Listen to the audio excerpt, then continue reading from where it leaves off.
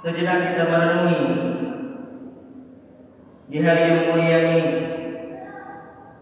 Kita renungi hakikat mengapa kita diciptakan oleh Allah Subhanahu wa taala dan bagaimana hakikat penciptaan tersebut. Bagaimana hakikat manusia itu. Allah Subhanahu wa taala berfirman dalam Al-Qur'an, "Hal ata 'ala al-insani hinun min ad-dahr lam yakun shay'an madhkura."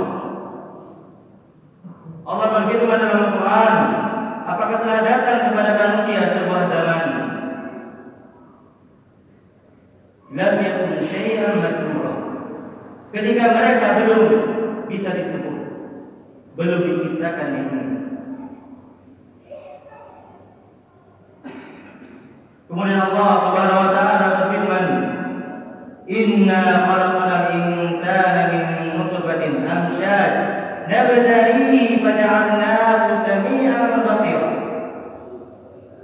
Kemudian Allah ciptakan manusia dari apa jemaah sekalian? Allah ciptakan manusia dari mani yang bercampur. Itulah hakikat penciptaan manusia. Faja'alnahu sami'an basira. Kemudian Allah berikan mereka manusia, Allah jadikan bagi mereka pendengaran dan penglihatan. Dan pendengaran dan penglihatan ini akan ditanya oleh Allah Subhanahu wa taala di hari kiamat.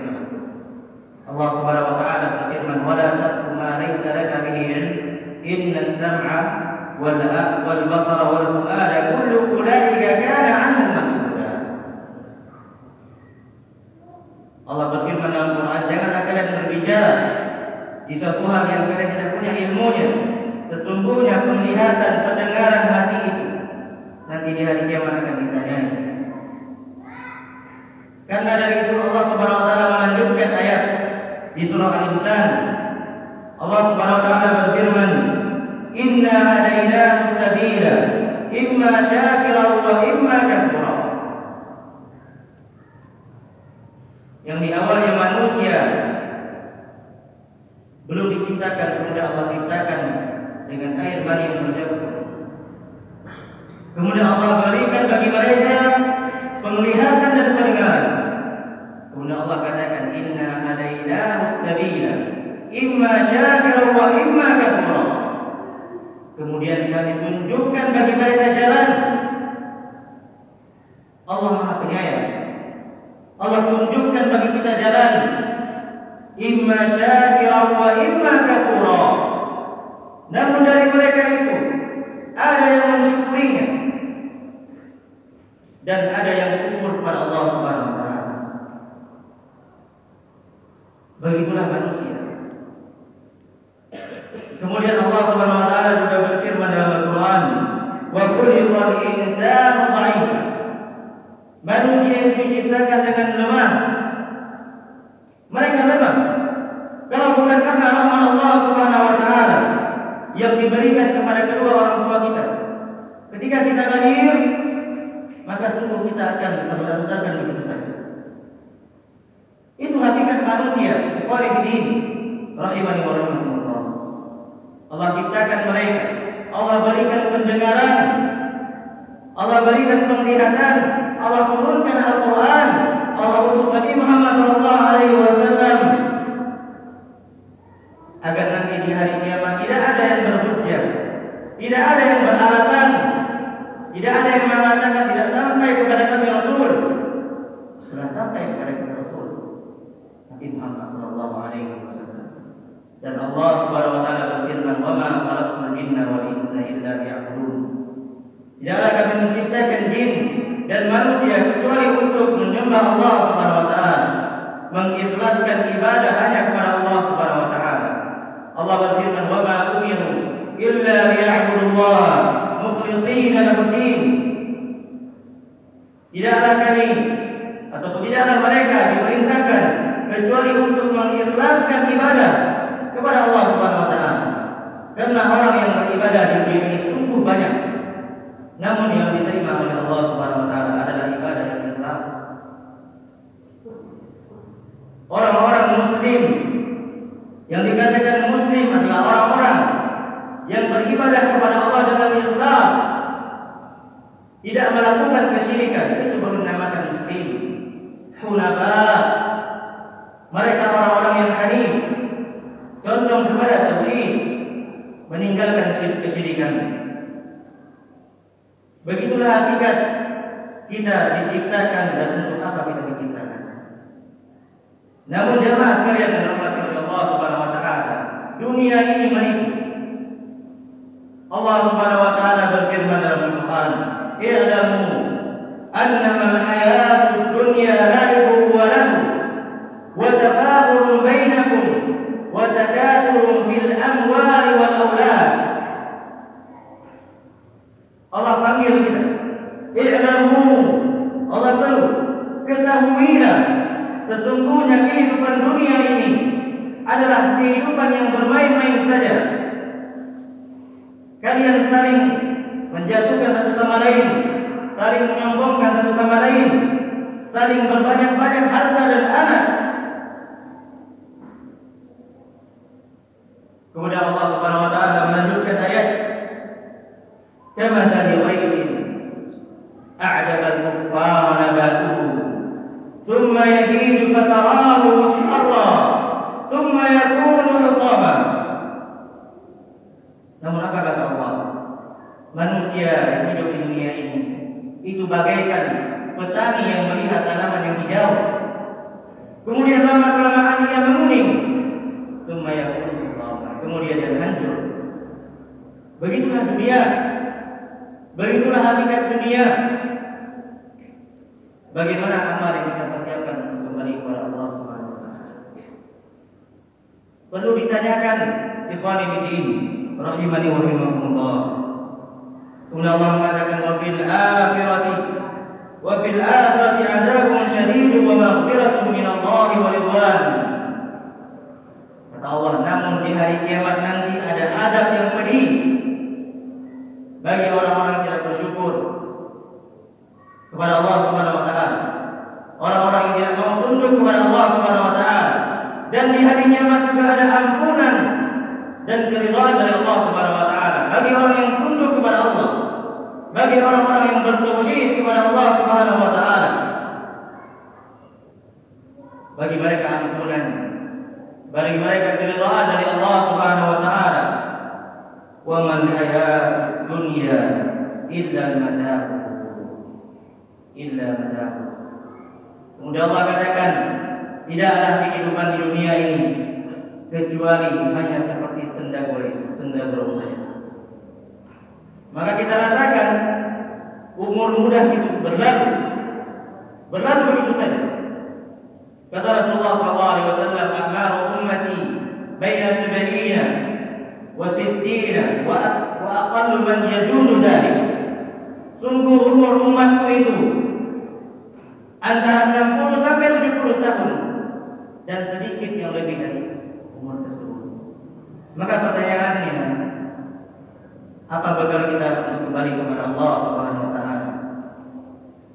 Perlu menjadikan sebagai pedoman jemaah sekalian, sidang jemaah yang dirahmati oleh Allah Subhanahu wa taala. Kemudian bagaimana keadaan orang-orang yang berada di dalam kubur? Bagaimana keadaan mereka? Allah Subhanahu wa taala berfirman dalam Al-Qur'an, "Hatta idza jaa ahadakumul maut qala rabbi irji'un." Ketika datang kepada mereka kematian, mereka telah dalam kuburan. Qala rabbi irji'un, ya Allah, kembalikan kami ke dunia. La'alli a'malu salihan fima tarak. Semoga agar kami bisa melaksanakan amal yang saleh yang telah kami tinggalkan di dunia. Apa kata Allah? Karena sama sekali tidak. Innaha kalimatun huwa qailuha wa min waraihim barzakhun ila yaumi yub'atsun. Kata Allah, itu ucap-ucapan saja, sama sekali tidak bisa keluar. Dan di hadapan mereka ada barzakh dan terus jalur menuju kepada hari akhirat. Perjalanan yang panjang dan sekalian, perjalanan yang sangat panjang. Rasulullah SAW pernah dimasuki oleh Umar. Umar masuk ke rumah Nabi Muhammad SAW. Ya Rasulullah, kata Umar, engkau tidur di tikar yang biasa saja, yang sederhana. Sedangkan raja-raja di belahan negara sana, dunia sana, mereka tidur di kasur yang empuk, di tempat yang nyaman. Dan engkau Rasulullah, apa kata Nabi SAW? Mali walid. Kata Nabi SAW, wahai Umar, apa urusanku dengan dunia? Begitu orang yang memahami negeri akhirat. Karena dunia sebentar. Kelalaian yang kita lakukan, dosa dan maksiat yang kita lakukan akan kita pertanggungjawabkan nanti di hadapan Allah Subhanahu wa taala. Namun Allah Subhanahu wa taala Rabb yang Maha Pengampun. Allah berfirman dalam Al-Qur'an, "Qul ya ibadiyalladzina asrafu ala anfusihim la taqnatu min rahmatillah."